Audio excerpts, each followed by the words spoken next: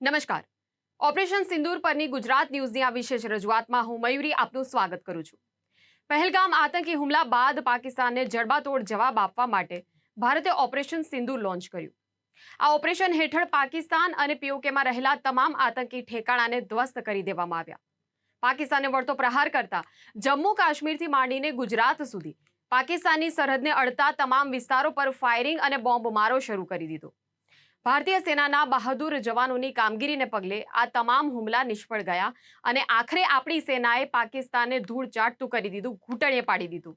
અને ત્યારબાદ ઓચિંતા 10મી મેનો એ દિવસ આવે છે કે જ્યારે અમેરિકાના રાષ્ટ્રપતિ ડોનાલ્ડ ટ્રમ્પ એવી જાહેરાત કરે છે કે પાકિસ્તાન અને ભારત સાથે આખી રાત ચાલેલી વાટાઘાટો બાદ બંને દેશો હવે શસ્ત્ર વિરામ માટે સંમત થયા છે.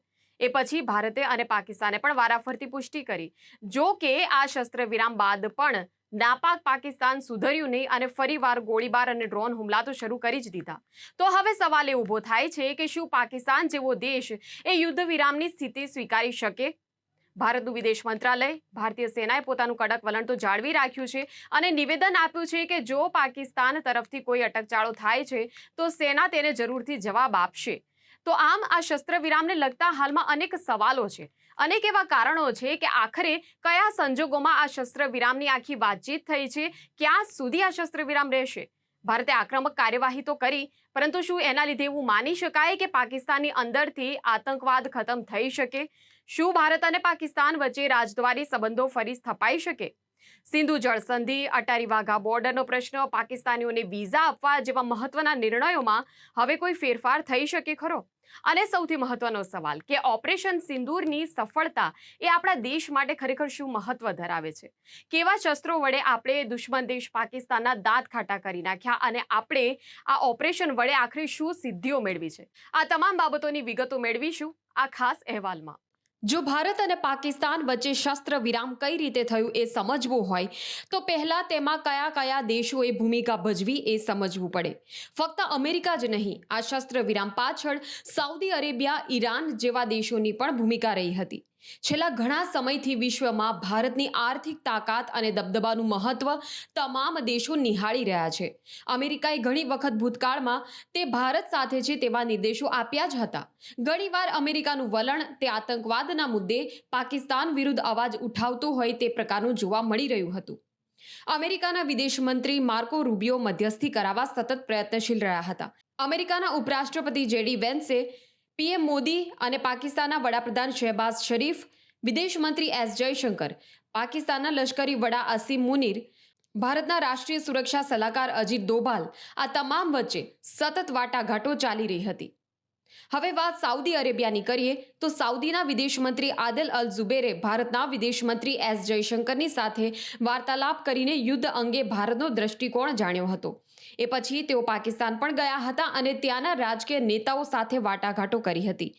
સાઉદી અરબ માટે ભારત અને પાકિસ્તાન બંને દેશો વ્યાપારી સંબંધો માટે અત્યંત મહત્વના છે. આથી સાઉદી, ભારત અને પાકિસ્તાન એ બંનેને મહત્વ આપે છે. ઈરાને પણ યુદ્ધ વિરામમાં પોતાની ભૂમિકા ભજવી. ઈરાનના વિદેશ મંત્રી સૈયદ અબ્બાસ અરાગચીએ પાકિસ્તાનના વિદેશ મંત્રી ઈશાક ડાર સાથે પાકિસ્તાનમાં બેઠક યોજી હતી. ત્યારબાદ 7 મેના રોજ તેઓ ભારત આવ્યા અને વિદેશ મંત્રી એસ જયશંકર સાથે બેઠક યોજી. બીજી તરફ સાઉદી અરબના વિદેશ મંત્રી ફૈઝલ બિન ફરહાને ભારત અને પાકિસ્તાન સાથેના તેમના ઘનિષ્ઠ સંબંધોને ધ્યાનમાં રાખી બંને દેશો વચ્ચે તણાવ ઓછો કરવા અને સૈન્ય સંઘર્ષને સમાપ્ત કરવાના પ્રયાસો પર ચર્ચા કરી. તો આ તમામ બાબતો દર્શાવે છે કે ભારત જો યુદ્ધ પર ઉતરી જાય તો વિશ્વભરના દેશોનું ધ્યાન તેની તરફ ખેંચાય છે. અને આ તમામ પ્રવૃત્તિઓ બેક ચેનલ ડિપ્લોમસી અથવા બેકડોર ડિપ્લોમસી કહેવાય છે. વાત એ છે કે ક્યારેય પણ યુદ્ધ પ્રકારની કાર્યવાહી થાય ત્યારે આ યુદ્ધ નહોતું એ પહેલાં તો સ્પષ્ટતા કરવી જોઈએ, કારણ કે આપણે માત્ર આતંકવાદીઓના ઠેકાણા ઉપર જ પ્રહાર કર્યો છે, એને નષ્ટ કર્યા છે, એટલા માટે આ યુદ્ધ નહોતું. પણ યુદ્ધ જેવી સ્થિતિ થાય, કારણ કે પાકિસ્તાન જો સામેથી એટલો બધો પ્રચંડ પ્રહાર કરે, સેના આવી જાય અને સરહદ સીમાએ સેના પણ આવી જાય, વાયુસેના પણ આવી જાય, નૌસેના પણ આવી જાય, તો યુદ્ધ જ થાય. તો એવી સ્થિતિમાં દેશોને આપણે વિશ્વાસમાં લેવા પડે, આપણો જે પક્ષ છે એ મૂકવો પડે સાથે જ આજે વિશ્વ છે એ વૈશ્વિક ગામડું બની ગયું છે, એટલે કે ગ્લોબલ વિલેજ. તો ભારત હોય કે પાકિસ્તાન હોય, એમાં વિશ્વના દેશોના હિતો રહેલા હોય. દાખલા તરીકે પાકિસ્તાન છે તો એમાં ચીનના પણ હિતો હોય અને અમેરિકાના પણ હિતો હોય. ચીન છે એણે ત્યાં ઘણું બધું મૂડીરોકાણ કરેલું છે, એટલે એના પણ હિતો છે અને અમેરિકાના પણ હિતો હોય. તો એને સાચવવા માટે થઈને સ્વાભાવિક છે કે બધા દેશો ચિંતાતુર હોય. પાકિસ્તાનને છેલ્લે થઈ ગયું કે હવે આપણે માર ખાઈ રહ્યા છીએ અને પહેલા જ દિવસથી માર ખાઈ રહ્યા હતા. એના જે ડ્રોન નહીં, મિસાઇલ નહીં છોડતા હતા એને તો આપણે નિષ્ફળ બનાવી રહ્યા હતા. આપણી S-400 મિસાઇલ પ્રણાલી એને નિશાન બનાવી રહી હતી અને એને નષ્ટ કરી રહી હતી. એટલે પાકિસ્તાન માર ખાઈ રહ્યું હતું એવા સમયે એણે એના DGMO 35 કલાક એટલે કે 10 મેની બપોરના 3:30 વાગે એનો ફોન આવ્યો. એટલે ભારતે કીધું હશે કે ભાઈ ભારતને કીધું હશે કે તમે અટકાવો, તો ભારતે કીધું કે અમે તો 7 મે જ અમારું કામ પતાવી દીધું, પછી તમે સામે પ્રહાર કર્યો એટલે અમારે પણ વળતો પ્રહાર કરવો પડે. તો એના કારણે આ બધું ચાલ્યું. હવે તમે અટકાવો એટલે અમે અટકાવી દઈએ, અમારું કામ તો પૂરું થઈ ગયું છે. તો એ વાત પાકિસ્તાનને કરી હોય એટલે પાકિસ્તાને કીધું કે હા અમે અટકાવી દેશું. હવે સ્વાભાવિક છે કે આ વાત છે એ કોઈક રીતે કારણ કે અમેરિકાનું તો જાસૂસી તંત્ર અને બહુ જોરદાર છે અને સાથોસાથ પાકિસ્તાને પણ એને અમેરિકાને જાણ કરી હોય. તો એના કારણે અમેરિકાના રાષ્ટ્રપ્રમુખ ડોનાલ્ડ ટ્રમ્પ, જે એમના કેટલાક અણધાર્યા પગલાંના કારણે જાણીતા છે, એમણે જાહેરાત કરી દીધી કે અમે હસ્તક્ષેપ કર્યો છે એટલે અમને ખબર પડી છે અને ભારત પાકિસ્તાન છે એ હવે તાત્કાલિક ધોરણેથી આ કાર્યવાહી અટકાવી દેશે. પાકિસ્તાનના તત્કાલીન રાષ્ટ્રપતિ ઝુલ્ફિકાર અલી ભુટ્ટોએ કહ્યું હતું કે ભારત સાથે જો હજારો વર્ષો સુધી પણ યુદ્ધ લડવું પડે તો લડીશું, ભલે ઘાસની બનેલી રોટલી ખાવી પડે એ રોટલી ખાઈશું, પરંતુ ભારત સાથે હજારો વર્ષો સુધી અમે યુદ્ધમાં ઉતરીશું. તો અમેરિકાને સીઝફાયર માટે પાકિસ્તાને સંમતિ આપી હોવા છતાં સાંજે 5 વાગ્યા બાદ તરત જ પાકિસ્તાન એ હુમલા કરી દે છે, ડ્રોન હુમલા અને મિસાઇલ એટેક કરી દે છે. તો એના પરથી એ સાબિત થાય છે કે પાકિસ્તાનમાં આખરે તેની સેના જે ધારે તે જ કરે છે, પછી ભલે પાકિસ્તાનની સરકારનો કોઈ પણ નિર્ણય હોય. પાકિસ્તાનના નેતાઓએ શસ્ત્ર વિરામની વાત કરી, સરકારે શસ્ત્ર વિરામની પુષ્ટિ કરી, પણ તેની સેના પર વિશ્વાસ મૂકી શકાય એમ નથી. તો સરહદની બંને બાજુ બધું સામાન્ય રીતે જો ચાલી રહ્યું હોય ત્યારે પણ પાકિસ્તાનની સેના તો શસ્ત્ર વિરામનું ઉલ્લંઘન કરવાનું નિરંતર ચાલુ રાખે છે. ઘણી વખત LOC પર ગોળીબારની આડમાં આતંકવાદીઓને ભારતમાં ઘૂસણખોરી કરાવવામાં આવે છે. એટલે પાકિસ્તાન જેવા દેશ ઉપર કેટલો ભરોસો મૂકવો એ એક સવાલ છે. અને પાકિસ્તાન એક દેશ તરીકે પણ એક રાજકીય આંતરવિગ્રહની સ્થિતિમાં હંમેશા જોવા મળે છે. જેમ કે વડાપ્રધાન કે રાષ્ટ્રપતિ એટલે કે સરકાર એ કંઈક અલગ વલણ અપનાવી રહ્યા હોય, પાકિસ્તાનની સેના કંઈક વિરોધમાં જુદું જ વલણ અપનાવી રહ્યા હોય. તો પાકિસ્તાનમાં એ ખૂબ જ ઓછું જોવા મળે છે કે સેના અને સરકારની વચ્ચે એક મનમેળ રહ્યો હોય. અને ઉપરથી પાકિસ્તાની ગુપ્તચર એજન્સી ISI એની પણ ભૂમિકા છે યુદ્ધને સતત ભડકાવવામાં. તો સવાલ એ થાય છે કે આ પાકિસ્તાન યુદ્ધ વિરામ કેટલે અંશે ટકાવી રાખી શકે. અને પાકિસ્તાનના રાજકારણની થોડી આપણે વાત કરીએ તો સરકાર, સેના અને ISIના કેવા પ્રકારના સમીકરણો રહ્યા છે, આવો જાણીએ. પાકિસ્તાન એક એવો કંગાળ દેશ કે જેની જનતાને માથે હાલમાં $256 બિલિયન એટલે કે 21.6 લાખ કરોડ રૂપિયાનું જાહેર દેવું છે.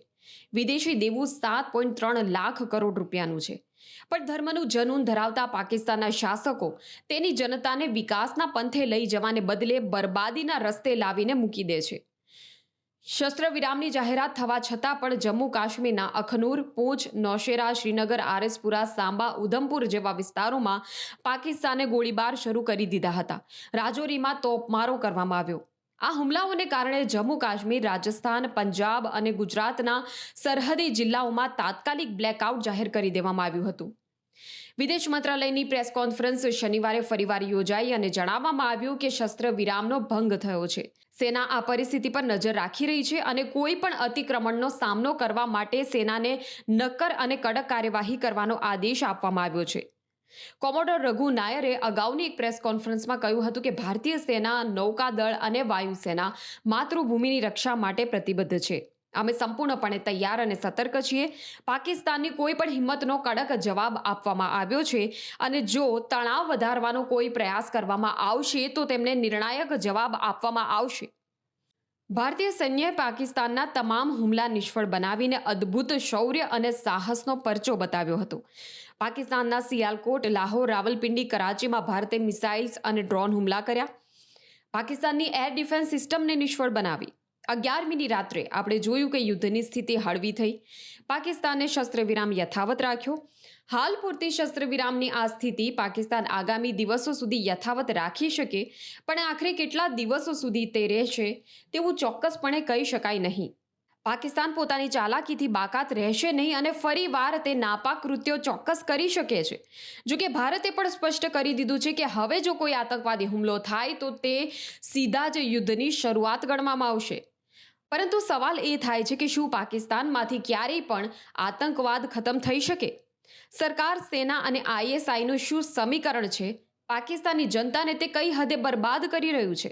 આવો જાણીએ. પાકિસ્તાનનો જે જન્મ છે એ ધર્મના આધાર ઉપર થયો છે. મોહમ્મદ અલી જીણા એ કટ્ટરવાદી વિચારધારાની વ્યક્તિ અને એમણે 2 નેશન થિયરીના નામે પાકિસ્તાન ની રચના થઈ અને એના ગવર્નર જનરલ બન્યા ત્યારથી આજ સુધી એ જ ધાર્મિક કટ્ટરતા જે છે એને દરેક શાસકોએ વધતા ઓછા અંશે પાળી પોષીને ઉછેરી અને એ આજના જે આતંકવાદ છે કે જેહાદી વિચારધારા છે એનું કારણ બન્યા છે. કોઈ એક દેશ કે જેની અંદર સતત એ સરકાર અને સેનાની વચ્ચેનું ઘર્ષણ રહ્યું, લોકતંત્ર અધૂરું, લોકતંત્ર પાંગળું લોકતંત્ર રહ્યું. એક શાસકને હટાવી અને બીજા શાસકને બેસવા માટે કાં તો એને ફાંસીના માચડે ચડાવી દેવામાં આવે, કાં તો એની હત્યા થઈ હોય અને ક્યાં તો એને જે છે એ અલોકતાંત્રિક રીતે એમને હટાવી દેવામાં આવે. આ પાકિસ્તાનનો ઇતિહાસ રહ્યો છે. છેક તમે જુઓ તો મોહમ્મદ અલી જીણાથી લઈને general Yahya Khan army chief બન્યા, એ 1970 સુધીની સ્થિતિ તમે જુઓ તો બિલકુલ અસંવિધાનિક રીતે એ દેશ ચાલ્યો અને એના કારણે એનો જે શરૂઆત થઈ દેશની એની અંદર જે ટ્રેક ઉપરથી ઉતરી ગયો. 1971માં અવામી લીગના શેખ મુજીબુર રહેમાન પહેલી વખત લોકતાંત્રિક રીતે ચૂંટાયા તો આ દેશે આખી ચૂંટણીના પરિણામ છે એને નકારી દીધા અને એના કારણે જે મોટો વિવાદ ઊભો થયો એનો લાભ ભારતે લઈને પૂર્વ પાકિસ્તાનની મદદથી બાંગ્લાદેશની રચના કરી. એક તો કાશ્મીર જવાની પીડા, બીજું બાંગ્લાદેશના ભાગલા, આ બંને જે છે એ એમના શાસકોને હંમેશા આંખના કણાની જેમ ખૂંચતા ગયા અને એટલે ભારત વિરોધી માનસિકતા એમની પ્રજાની અંદર ઊભી કરી અને પોતાની રાજનીતિ જે છે એ ચમકાવી શકાય એક થિયરી ત્યાં આગળ બની ગઈ અને એ જ માન્યતા ઉપર દરેક શાસકોએ જે છે એ કામ કર્યું. શસ્ત્રવિરામની જ્યારે જાહેરાત થઈ ત્યારે એવું કહેવામાં આવ્યું હતું કે કોઈ પણ જાતની શરતો રાખવામાં આવી નથી અને શરતો વગર જ આ શસ્ત્રવિરામનો નિર્ણય લેવામાં આવ્યો છે. તો એવામાં જોવાનું એ રહે છે કે ભારત અને પાકિસ્તાને જે પ્રકારના પ્રતિબંધો એકબીજા પર મૂકી દીધા છે તેનું હવે શું થશે? આ બંને દેશો વચ્ચેના રાજદ્વારી સંબંધો તો ઘણા સમયથી સ્થગિત છે. ભારતે પણ કહ્યું છે કે ટેરર, ટ્રેડ અને ટોક્સ ત્રણેય એક સાથે શક્ય ન બને, એટલે કે આતંકવાદ, વેપાર અને વાર્તા એ ત્રણેય એક સાથે શક્ય નથી. તો ત્યારે જોઈએ કે ભારત અને પાકિસ્તાન વચ્ચે આ યુદ્ધની સ્થિતિ જે છે એ દરમિયાન કેવા પ્રકારના નિર્ણયો લેવાયા હતા અને હવે શસ્ત્રવિરામની સ્થિતિ બાદ તેનું શું ભવિષ્યમાં થઈ શકે. પહેલગામના આતંકી હુમલા બાદ ભારતે સિંધુ જળ સંધિ કરાર પર રોક લગાવી દીધી હતી, જે હેઠળ પાકિસ્તાનને સિંધુ નદી પ્રણાલીની 6 નદીઓનું 80% પાણી મળે છે. તો તેના જવાબમાં પાકિસ્તાને શિમલા કરાર જેવા તમામ દ્વિપક્ષીય નિર્ણયો પર રોક લગાવી દીધી હતી. આ સિવાય વાઘા અને અટારી બોર્ડર પર લોકોની આવન જાવન વિશે પણ ભારતનું વલણ હજી સ્પષ્ટ નથી. આથી એમ કહી શકાય કે શસ્ત્ર વિરામના કરારમાં ભારત અને પાકિસ્તાનના રાજદ્વારી નિર્ણયો અંગે હજુ સુધી કોઈ નિર્ણય લેવામાં આવ્યો નથી. સિંધુ કરાર હોય, પાકિસ્તાનીઓના વિઝાનો સમયગાળો હોય કે બંને દેશો વચ્ચે રાજદ્વારી સંબંધો પુનઃસ્થાપિત કરવાની વાત હોય કે સરહદ ખોલવાનો નિર્ણય હોય, ભારત આને દ્વિપક્ષીય બાબતો માને છે અને ભારત નથી ઈચ્છતું કે કોઈ પણ ત્રીજો દેશ આ બાબતોમાં દખલ કરે. પાકિસ્તાન સાથે વેપાર અને તેના જહાજોની ભારતીય બંદરો પરની અવરજવર પર પણ હાલ પૂરતો પ્રતિબંધ યથાવત છે. જો પરિસ્થિતિ હવે સામાન્ય થશે તો જ પાકિસ્તાન વિરુદ્ધ ભારતના રાજદ્વારી નિર્ણયો પર આગળની ચર્ચા થશે. માનવતાના આધારે આ સિંધુ જળ સમજૂતી રદ ન કરી, પરંતુ 2016માં આ વિચાર થયો ને એ પહેલાથી એમ તો સતત આપણે આપણે જે કહેવાય જળ વિદ્યુત હાઇડ્રો ઇલેક્ટ્રિક પ્રોજેક્ટ માટે કિસ્તવાડ હોય કે પછી બીજી બધી જગ્યાએ આપણે બંધો બનાવવાના શરૂ કર્યા, કારણ કે ભારતને પોતાને પણ વીજળીની ખોટ ચાલતી હતી, પાણીની ખોટ ચાલતી હતી. આપણે કેટલાક પ્રદેશો છે એ રાજસ્થાન હોય કે પહેલા તો ગુજરાત પણ હતું, નર્મદા નહોતી બની ત્યાં સુધી યોજના, તો એના કારણે તકલીફ પડતી હતી. તો જમ્મુ કાશ્મીરમાં એ પ્રોજેક્ટ આપણી સરકારોએ શરૂ કર્યા. 1965 પછી જ આમ તો શરૂ થયું. 1980માં પણ અમુક પ્રોજેક્ટ શરૂ થયા અને 2001માં, 2005માં, 2007 એમ અલગ અલગ સરકારોએ આ કામ શરૂ જ રાખ્યું. સિમલા કરાર પછી અને એમાં આપણે સ્વીકાર્યું કે ભાઈ આપણે હવે કોઈ ત્રીજા દેશની હસ્તક્ષેપ નહીં સ્વીકારીએ, એનું કોઈ મધ્યસ્થી નહીં સ્વીકારીએ. પણ એમ છતાંય પાકિસ્તાન તો દર વખતે 1999માં પણ દોડીને ગયું હતું અને દર વખતે આવી રીતે દોડીને રોકકળ કરતું જાય છે. તો એનો અર્થ એ થયો કે સિમલા કરારનું પાલન છે પોતે કરતું નથી. એ પછી સતત એણે ત્રાસવાદ ફેલાવેલો છે કાશ્મીરમાં, પંજાબમાં, પછી તો કાશ્મીરથી શરૂ કરીને એણે 1993માં મુંબઈ બોમ્બ ધડાકા હોય કે પછી જયપુર હોય કે અમદાવાદના આપણને યાદ છે કે 2006માં થયા હતા, 2008માં થયા હતા 26 જુલાઈએ. તો એ પ્રકારના સતત એણે આક્રમણો કરીને ભારતની અંદર ડર ફેલાવવાનો પ્રયત્ન કર્યો, નિર્દોષ નાગરિકોના ભોગ લીધા, CRPFના જવાનોના ભોગ લીધા, એનું બલિદાન લીધું. તો આ પ્રકારનું એણે સતત ચાલુ રાખ્યું છે. એટલે સિમલા કરારનું પાલન તો થતું જ નથી એકચ્યુઅલી તો. એટલે એ રદ કરે કે ન કરે એ જુદી વાત છે, પણ માનો કે કરે તો પણ ભારત માટે તો સારું જ છે, કારણ કે એમાં જે કંઈ શરતો મૂકી હતી કે ભાઈ આપણે જે છે અત્યારે અંકુશ રેખા એને માનીશું, તો એ શરતનો આપોઆપ છેદ ઉડી જાય અને ભારતનો પાકિસ્તાન અધિકૃત કાશ્મીર પર દાવો નથી પણ એ આપણું છે જ, એ અધિકાર છે, એ આપણે મેળવી શકવામાં આપણે સમર્થ નીવડીશું એવું મને લાગે છે. ઓપરેશન સિંદૂર એ ફક્ત કોઈ સૈન્ય કાર્યવાહી નથી, એક ભારતની વ્યૂહાત્મક જીત છે. ભારતીય સેનાની આ કાર્યવાહીની વિશ્વભરમાં અત્યારે ચર્ચા થઈ રહી છે. ભારતનો ઉદ્દેશ્ય એ ક્યારેય પણ યુદ્ધને પ્રોત્સાહન આપવાનો નહોતો, પરંતુ પહેલગામ હુમલાનો જવાબ આપીને એક સંદેશ ફેલાવવાનો હતો કે જો પાકિસ્તાન તરફથી કોઈ પણ પ્રકારના આતંકવાદી હુમલા થાય છે તો ભારત તેને નહીં છોડે, ભારત પણ વળતો જવાબ આપવા સક્ષમ છે. ભલે અમેરિકાની મધ્યસ્થી થઈ હોય, પરંતુ ભારતનો પક્ષ એ મજબૂત રહ્યો, વર્ચસ્વ ધરાવતો રહ્યો. વડાપ્રધાન નરેન્દ્ર મોદી, સંરક્ષણ મંત્રી રાજનાથસિંહ, વિદેશ મંત્રી S જયશંકર અને NSA અજીત ડોભાલે ઘણા વૈશ્વિક નેતાઓ અને સમકક્ષો સાથે વાત કરી પોતાનો પક્ષ રજૂ કર્યો અને ત્યારબાદ દરેક વ્યક્તિ, દરેક દેશ એ ભારતની સાથે ઉભેલા જોવા મળ્યા. તો પાકિસ્તાને પણ સામે એવા પ્રયત્નો કર્યા છે, પરંતુ માત્ર ચીન અને તુર્કીએ તેનું સમર્થન કર્યું અને હવે અઝરબૈજાને પણ તેનું સમર્થન કર્યું છે. પાકિસ્તાનની સૌથી મોટી નિષ્ફળતા આ આખા ઓપરેશનમાં એ જોવા મળી કે જ્યારે ભારતે વિવિધ હવાઈ સંરક્ષણ પ્રણાલીઓની મદદથી ચીનના શસ્ત્રોને પણ તોડી પાડ્યા હતા અને ચીનના જે શસ્ત્રો છે એ આખી દુનિયાભરમાં હાસ્યનો વિષય બનીને રહી ગયા. અને આપણા શસ્ત્રો એટલે scalp air launched cruise missile, hammer guided bombs, BrahMos supersonic cruise મિસાઇલ્સનો આપણે ઉપયોગ કર્યો છે. તો આના વિશે થોડું વિગતે સમજવાનો આપણે પ્રયાસ કરીએ કે ભારતીય સેનાના ખતરનાક હથિયારોએ કઈ રીતે પાकिस्तानी अंदर घुसी ने तबाही मचावी दी थी. ब्रह्मोस एक हमारा ऐसा हथियार है जो जिसके बारे में दुश्मन भी प्रे करता है कि शायद हमारे ऊपर कभी ना चले. ये एक तरह का